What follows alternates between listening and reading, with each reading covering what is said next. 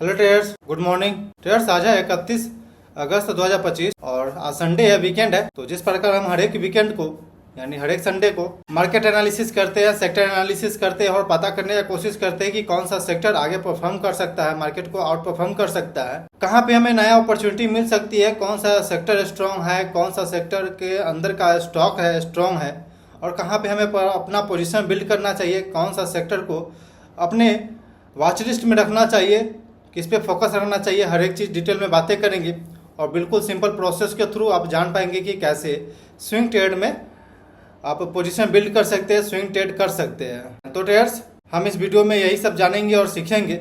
तो चैनल पे पहली बार आए तो चैनल को सब्सक्राइब कर लीजिए, वीडियो को लाइक करिए और चलते हैं हम स्क्रीन पे और एनालिसिस करते हैं और देखते हैं कौन सा सेक्टर स्ट्रॉन्ग दिख रही है। ओके ट्रेडर्स, तो हम स्क्रीन पे आ चुके हैं और स्क्रीन पे आपको सबसे पहले क्लियर कर दे, यहाँ हमने दो इंडिकेटर लगा रखा है। ऊपर में मूविंग एवरेज है और नीचे में आरएस है। आरएस रिलेटिव स्ट्रेंथ होता है और यह एक रेशियो चार्ट है और हम इसे निफ्टी 500 के साथ कंपैरिजन कर रखे हैं, जो कि निफ्टी 500 एक ब्रॉडर मार्केट इंडेक्स है। ट्रेडर्स, डेली टाइम फ्रेम पे हम एनालिसिस करेंगे। 200 एज मूविंग एवरेज, ब्लैक वाली 200 एज मूविंग एवरेज है, रेड वाली 50 मूविंग एवरेज है। ट्रेडर्स, तो सबसे पहले हम ब्रॉडर मार्केट के ऊपर बातें करते हैं। ट्रेडर्स, हमने एक रेंज बना रखा है जिसमें ये निफ्टी का ये प्राइस रेंज बना रही है अभी तक और 200 एज मूविंग एवरेज के ऊपर हम इंटेक्ट है, कोशिश कर रहे हैं ऊपर सस्टेन करने का और देखते हैं सस्टेन कर पाता या नहीं कर पाता। अभी तक फिलहाल हमें शॉर्ट टर्म में वीकनेस यहाँ पे दिख रहा है क्योंकि प्राइस 50 मूविंग एवरेज के नीचे ट्रेड कर रहा है। आरएस थोड़ा सा फ्लैट है, यानी कि अभी कोई नया स्ट्रेंथ इसमें नहीं दिख रहा है। ट्रेड्स, बिल्कुल मार्केट अभी फ्लैटिश है। तो अगर जब तक ये एक मेजर इंडेक्स मेजर पिवट का अगर ब्रेकआउट नहीं आ जाता तब तक हम ये कह नहीं सकते कि ऑल टाइम हाई के पास अभी हम जा रहे हैं। ट्रेड्स, तो देखते हैं, अब ये देखना है कि हम लोग 200 एज मूविंग एवरेज को रीटेस्ट करके यहाँ पे कंसोलिडेट करके वापस अगर अपसाइड को जाते हैं तो हाई चांस है कि अपसाइड को निकलेंगे। अगर थोड़ा सा ब्रेक डाउन दे करके हो सकता है कि ये जो प्रीवियस में गैप हम बनाए हैं हो सकता है इसे भी फिल करने के लिए जा सकता है। ट्रेड्स, तो ये एक सिनारियो बन रहा है निफ्टी के अंदर। निफ्टी 500 एक बार देख लेते हैं, जो कि एक ब्रॉडर मार्केट इंडेक्स है। निफ्टी 500 के अंदर भी देखेंगे ट्रेड्स तो ये एक रेंज बना रहा है, सिंपल सा ये एक रेंज दिख रहा है आपको और इस रेंज के अंदर अभी मार्केट ट्रेड कर रहा है, यानी कि अभी थोड़ा सा माइनर वीकनेस है, कंसोलिडेशन पैटर्न चल रहा है। तो ओवरऑल मार्केट में थोड़ा सा वीकनेस यहाँ पे दिख रहा है। निफ्टी स्मॉल कैप एक बार देख लेते हैं। निफ्टी स्मॉल कैप 100 देखेंगे ट्रेड्स तो अगर देखा जाए शॉर्ट टर्म में ट्रेड्स तो यहाँ लोअर हाई लोअर लो बनते हुए दिख रहा है स्मॉल कैप में ट्रेड्स, यानी कि सेलिंग प्रेशर बना हुआ है। 50 मूविंग एवरेज और 200 एज मूविंग एवरेज के नीचे प्राइस चल रहा है। आरएस निगेटिव हो चुका है, यानी कि स्मॉल कैप में तो वीकनेस यहाँ पे दिख रहा है।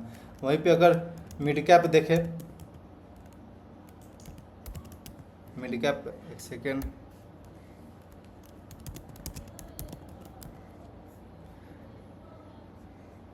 Nifty mid cap 100 mid cap का चार्ट देखेंगे ट्रेड्स तो यहाँ भी ये प्राइस कंसोलिडेट किया, देन कंसोलिडेशन के बाद 50 मूविंग एवरेज को एक बार टेस्ट किया, देन वापस ये नीचे आ गया और अभी प्रीवियस पिवट को ब्रेकडाउन दे चुका है, यानी कि लोअर हाई लोअर लो अभी बन रहा स्टार्ट हो चुका है। 200 एज मूविंग एवरेज के ऊपर है लेकिन आरएस नेगेटिव बता रहा है, यानी कि वीकनेस यहाँ पे दिख रहा है, बिकवाली दिख रहा है। तो हमको इस बात को ध्यान में रखते हुए ही प्लान करना चाहिए। ओवरऑल मार्केट में जब वीकनेस हो, जब अप ट्रेंड में मार्केट ना हो या फिर थोड़ा सा स्ट्रेंथ में गड़बड़ आ रही हो तो थोड़ा सा अपने आप को बिल्कुल एग्रेसिव नहीं जाना है। यहाँ पे इस तरह के मार्केट कंडीशन में आप बिल्कुल एग्रेसिव नहीं जाइए, छोटा सा क्वांटिटी बिल्ड करिए। जहाँ पे हम मान लीजिए अपने पोर्टफोलियो का 1% बिल्ड करते हैं वहाँ पे हम 0.25% ही बिल्ड करेंगे क्वांटिटी, और मतलब कि एग्रेसिव नहीं जाना, छोटा सा रिस्क लेकर के मार्केट को देखना है, वॉच करना है स्टॉक को और उसके हिसाब से अगर प्राइस फॉलो थ्रू आती है, अपसाइड का मूवमेंट आता है, प्राइस में अप ट्रेंड आती है, तब जाकर के आप वहाँ पे क्वांटिटी बिल्ड करेंगे ट्रेड्स। बट एक ट्रेडर का काम होता है वीकेंड पे मार्केट को एनालाइज करके अपने लिए नया वॉच लिस्ट बनाना, कहाँ पे अपॉर्चुनिटी मिल सकती है, कहाँ पे स्ट्रेंथ बन रहा है, कहाँ पे वीकनेस आ रही है, ये एक ट्रेडर को पहले से पता होना चाहिए। प्री प्लान हर एक चीज़ होना चाहिए, तब जाकर के ट्रेडर मार्केट जब खुलता है तो उस वक्त अच्छा परफॉर्म कर पाता है। इसलिए ट्रेड्स सबसे इम्पोर्टेंट है एनालिसिस करना वीकेंड के दिन पे। तो हम इस चीज़ को कर रहे हैं, ये होमवर्क होता है ट्रेड्स, हर एक ट्रेडर को करना चाहिए। तो ट्रेड्स, ओवरऑल मार्केट में वीकनेस यहाँ पे स्टार्ट हो चुका है, सेलिंग प्रेशर देखने को मिल रहा है। कई कारण हो सकता है लेकिन सबसे इम्पोर्टेंट है प्राइस एक्शन। प्राइस क्या बोले उसे फॉलो करना, क्योंकि अल्टीमेट हमको प्राइस ही पैसा बना करके देगा। तो हमें प्राइस को फॉलो करके चलना है। बाहर में क्या नॉइज़ आ रही है, क्या न्यूज़ आ रहा है, हमें उस पर ज़्यादा फोकस नहीं करना है ट्रेडर्स। तो ट्रेडर्स आई थिंक कि आप जान चुके हैं कि ओवरऑल मार्केट में वीकनेस है, लेकिन फिर भी चलिए हम अपने लिए कुछ स्ट्रॉन्ग सेक्टर को, स्ट्रॉन्ग स्टॉक को निकालते हैं जो कि हमारे जो भी सेटअप है उससे फुलफिल कर रहा हो, जो भी सेटअप है ट्रेडर्स। तो चलिए सबसे पहले मेटल सेक्टर से यहाँ पे आप स्टार्ट करते हैं। मेटल सेक्टर में देखते हैं ट्रेडर्स, तो आरएस निगेटिव, आरएस फ्लैट है बिल्कुल। प्राइस 50 मूविंग एवरेज के ऊपर गया था बट सस्टेन नहीं कर पाया, वापस नीचे आ चुके हैं, लेकिन 200 एज मूविंग एवरेज के ऊपर सस्टेन करने का कोशिश कर रहे हैं। देन उसके अलावा प्राइस एक्शन देखेंगे ट्रेडर्स, तो एक रेंज बना रहा है यहाँ पे, तो ये भी एक इंपॉर्टेंट रेंज बना रहा है, प्राइस एक्शन बना रही है। तो अगर प्राइस एक्शन ऐसे ही बनता रहा, रेंज में कंसोलिडेट करता रहा, अगर ओवरऑल मार्केट में वीकनेस खत्म होता है, स्ट्रेंथ आती है, अगर ब्रेकआउट आता है, तो ये सेक्टर हमारे लिए अच्छा रहेगा। बट अभी फ़िलहाल में हम इस तरह का सेक्टर को नहीं चुनेंगे। आगे बढ़ते ट्रेडर्स, पीएसयू बैंक देखेंगे, ये अगला चार्ट पैटर्न है पीएसयू बैंक का। यहाँ भी ट्रेडर्स एक चीज़ देखेंगे तो ये एक रेंज बना रहा है, आरएस बिल्कुल फ्लैट है और रेंज बना रहा है। तो जब तक ये रेंज में है तब तक हमें नो ट्रेडिंग जोन समझना है, और जब तक ब्रेकआउट नहीं आता तब तक नया पोजीशन बिल्ड नहीं करना है इस सेक्टर के अंदर। सेम बैंकिंग सेक्टर देखेंगे ट्रेडर्स, निफ्टी बैंक का ये चार्ट पैटर्न देख रहे हैं आप। यहाँ भी एक कंसोलिडेशन रेंज बना और प्राइस 50 मूविंग एवरेज को रीटेस्ट किया, देन वापस फॉल दिखाया, आरएस निगेटिव आ चुका है। तो इस तरह का सेक्टर हमें नहीं चाहिए, जो कि शॉर्ट टर्म में कुछ यहाँ पे मोमेंटम नहीं दे सकता है। तो इस तरह का सेक्टर से हमें बचना है। आगे चलते हैं ट्रेड्स, जहाँ पे स्ट्रॉन्ग दिखेगा हम बिल्कुल वहाँ रुकेंगे, और जो भी हमारे क्राइटेरिया के ऊपर बैठ रहा है, फुलफिल कर रहा है हमारी क्राइटेरिया को, तो वहाँ पे हम रुकेंगे ट्रेड्स जहाँ पे हमें स्ट्रॉन्ग सेक्टर दिखेगा। आउट परफॉर्मिंग सेक्टर को सिलेक्ट करना बहुत इंपॉर्टेंट होता है ट्रेडर्स, क्योंकि आउट परफॉर्म जब तक आप मार्केट ओवरऑल मार्केट से थोड़ा सा डिफरेंट चार्ट पैटर्न नहीं खोजेंगे तब तक आपको पैसा बना करके नहीं देगा ट्रेडर्स। ओके ट्रेडर्स, तो जिस प्रकार का मेरा क्राइटेरिया है कि ओवरऑल प्राइस जो है मूविंग एवरेज के ऊपर होना चाहिए, यानी कि 50 moving average 200 days moving average के ऊपर होना चाहिए, आरएस पॉजिटिव होना चाहिए, और यहाँ पे एक दिख रहा है कि गोल्डन क्रॉस ओवर भी दे रहा है यहाँ पे प्राइस।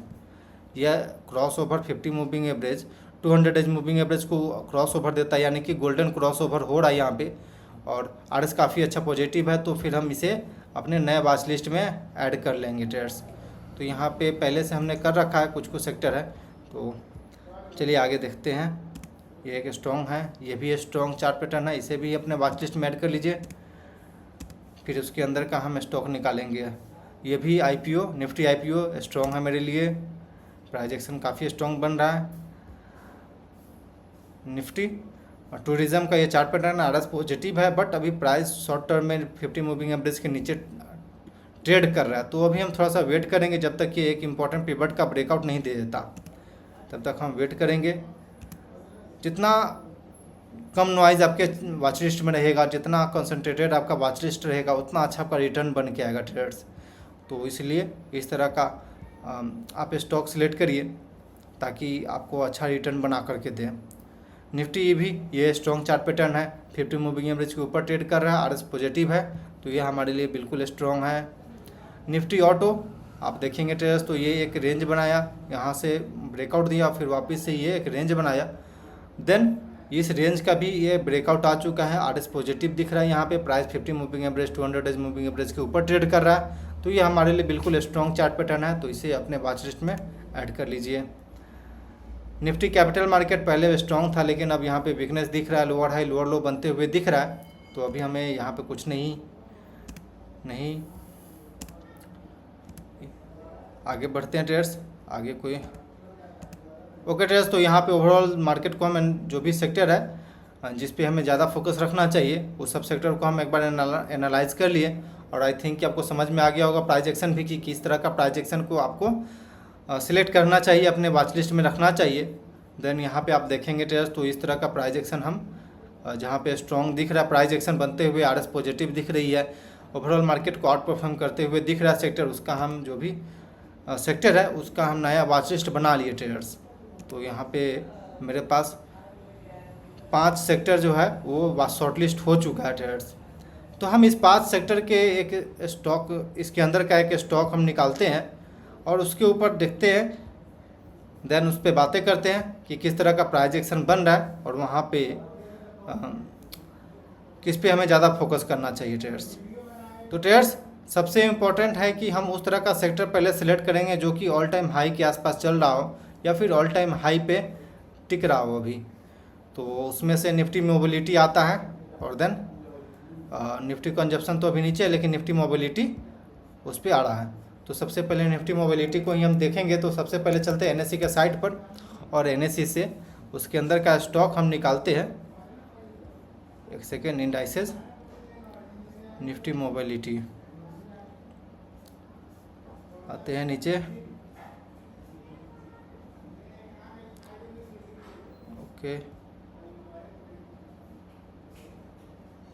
ओके ट्रेडर्स, तो यहाँ निफ्टी मोबिलिटी का आप देख रहे हैं नाम। हम इसे खोलते हैं और फिर इसके अंदर का जो भी स्टॉक है हम उसे एनालाइज करके देखते हैं कहाँ पे हम अपना पोजीशन बिल्ड कर सकते हैं, कहाँ पे हमारा अपॉर्चुनिटी मिल रहा है। क्योंकि ये ऑल टाइम हाई सेक्टर है तो ऑल टाइम हाई पे ज़्यादा प्रेफर मेरा रहता है, क्योंकि यहाँ पे कुछ ना कुछ ऐसा अंदर चल रहा है जिस वजह से ये ऑल टाइम हाई के पास टिका हुआ और ओवरऑल मार्केट नीचे जा रहा है। तो कुछ यहाँ पे नाम दे देंगे अपना मन से, फार्मूला लगाते हैं = A3 and semicolon comma semicolon inter देंगे। बस यहाँ पे कुछ नहीं, एक कॉमा चेंज होगा जिससे कि हम इसे ट्रेडिंग व्यू में डाल सकते हैं, जो कि फ्री वाला ट्रेडिंग व्यू का वर्जन है, उस पर हम डाल सकते हैं और वहाँ से एनालिसिस कर सकते हैं ट्रेडर्स। तो चलिए यहाँ पे पुट कर दे, सिंपल प्लस पे जाना है, ये खाली जगह यहाँ पे पेस्ट कर देना है, देन इंटर कर देना है। तो ट्रेडर्स जो भी स्टॉक था उसे हम अपने वॉच लिस्ट में ऐड कर लिए और यहाँ से हम स्कैन करते हैं बजाज ऑटो। ओके, तो ट्रेडर्स ये ऐड हो चुका। अब यहाँ से हम एनालिसिस करना शुरू करते हैं।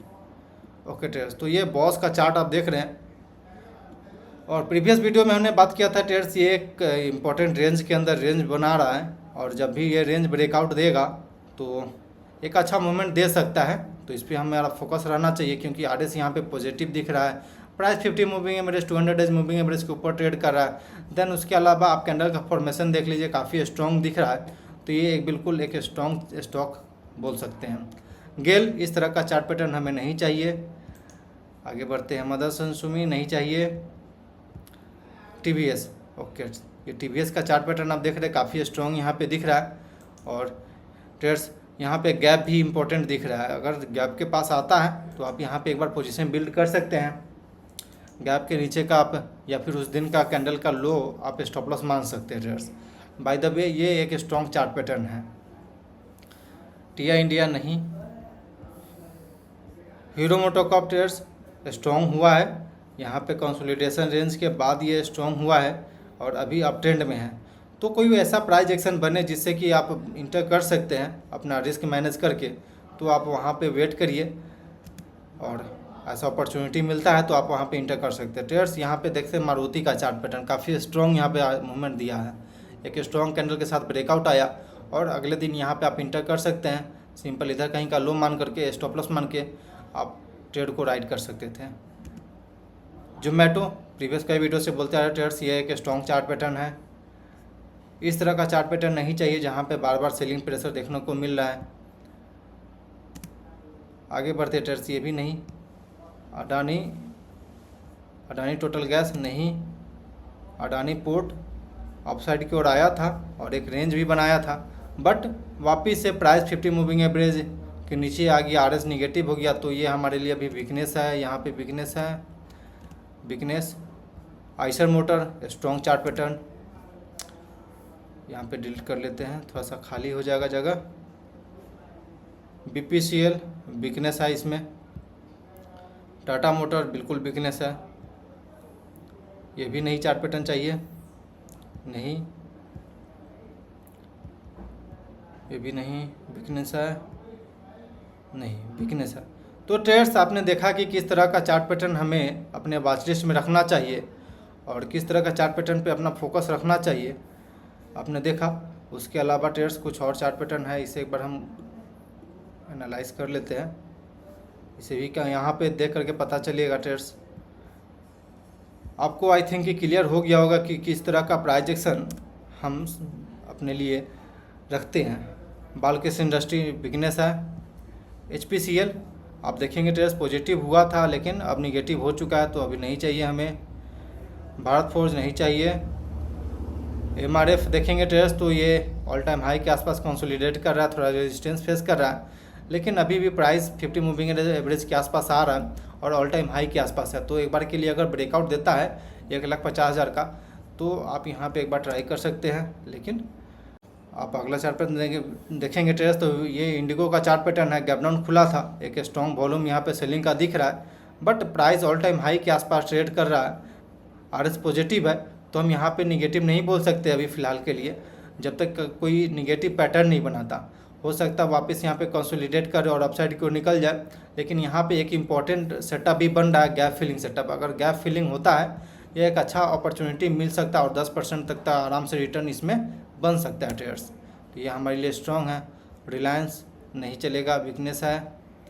अशोक लेलैंड ट्रेड्स यहाँ पे स्ट्रॉन्ग हुआ था, लेकिन अपसाइड से प्राइस में सेलिंग आ गया और रेजिस्टेंस के पास से सेलर एक्टिव हो गया ट्रेड्स, बट अभी प्राइस 50 मूविंग एवरेज के ऊपर ट्रेड कर रहा है। RS पॉजिटिव है, तो ये एक सेकआउट बोल सकते हैं। जो भी शॉर्ट टर्म के व्यू से लिए होंगे उनको ये एग्जिट कर रहा है। तो एक बार के लिए यहाँ से वापस प्राइस अपसाइड की ओर मूवमेंट देता है और ब्रेकआउट आती है और ब्रेकआउट ये सस्टेन कर जाती है अपसाइड की ओर, तो एक अच्छा अपॉर्चुनिटी और मिल सकता है। यहाँ पे एक अच्छा रिस्क रिवार्ड के साथ आपको ट्रेड मिल सकता है ट्रेड्स।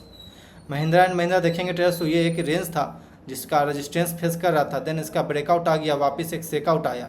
तो यानी कि इस तरह का सेकआउट इसलिए आता है ट्रेडर्स की जो भी शॉर्ट टर्म के थिंकिंग से ट्रेड में इंटर किए हैं इस ब्रेकआउट पे, उनको एग्जिट करने, क्योंकि मार्केट इतना आसानी से पैसा बनाने नहीं देगा। आपको इस हिसाब से प्लान करना पड़ेगा अपने लिए, इस हिसाब से थिंकिंग करना पड़ेगा कि मार्केट आपको आउट ना कर पाए। देन फिलहाल अभी RS पॉजिटिव है, प्राइस 50 मूविंग एवरेज के आसपास कहीं ट्रेड कर रहा है, तो पर फिर भी ये चार्ट पैटर्न हमें स्ट्रॉन्ग दिख रहा है क्योंकि ऑल टाइम हाई के आसपास दिख रहा है ट्रेडर्स। तो ट्रेडर्स आई थिंक कि आपको समझ में आ गया होगा कि किस तरह का चार्ट पैटर्न और किस तरह का एनालिसिस अपने लिए करना चाहिए। देन आपके लिए ये होमवर्क है कि आप जो बचा हुआ सेक्टर है आप उसके स्टॉक का एनालिसिस करिए और अपना डिसीजन खुद बनाइए ट्रेडर्स। अपना इंडिपेंडेंट खुद होइए, इंडिपेंडेंट होकर ट्रेड करिए। आप जब इंडिपेंडेंट होकर ट्रेड करेंगे तो बहुत ही अच्छा अपॉर्चुनिटी आपको मिलेगा और सही जगह आप एग्जिट और इंटर कर पाएंगे। थोड़ा मोड़ा शुरुआती में गलती होगा, लेकिन उस गलतियों से आप अच्छा लर्निंग कर सकते हैं ट्रेडर्स। देन उसके अलावा आप जितना सिंपल प्रोसेस रखेंगे स्टॉक मार्केट में, उतना अच्छा आपका एग्जीक्यूशन होगा, उतना अच्छा आप ट्रेड कर पाएंगे और उतना अच्छा आप ग्रोथ कर पाएंगे ट्रेडर्स। तो आई थिंक कि आपको ये चीज़ समझ गए होंगे, आपको समझ में आ गया होगा कि इस तरह का चार्ट पैटर्न सेलेक्ट करना चाहिए, किस तरह का प्राइस एक्शन आपको फॉलो करना चाहिए ट्रेडर्स। तो ट्रेडर्स क्लोज करते हैं वीडियो को। Thanks for watching this video. Please like and subscribe my YouTube channel for more updates.